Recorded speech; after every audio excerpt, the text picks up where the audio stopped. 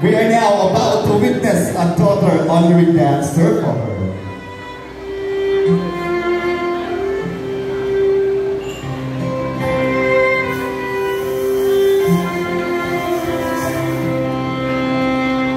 Gaya din ang sinabi ko, Ma'am-Isa, sa sayaw na yan ay ang pagmamahal at pasasalamat ay iparamdam sa iyong mga magulang. No?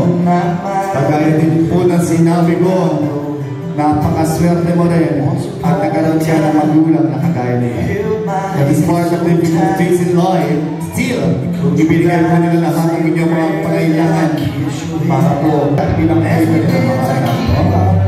At sabi ko rin, sa punto ito, walang ibang mas masaya kundi ang inyong mga magulang.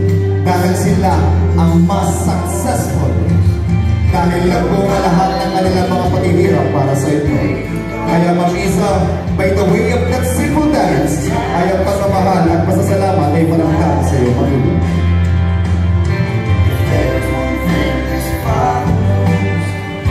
Isang mahigpit na yakap, Ma'am-Isa, para kay tatay.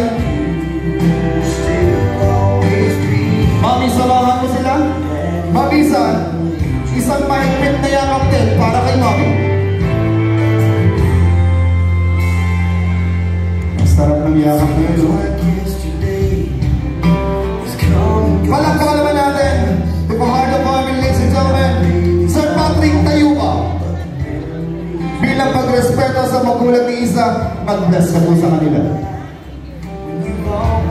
Sir Patrick, ipinagkatiwala ni Mami and Daddy si Ma'am-Isa pa sa'yo. Mami and Daddy, thank you so much. Take your seat. And now, the long wait is over. What a big hand! Isang malakas sa palakpakan, everyone, for Mr. and Mrs. De Castro, officially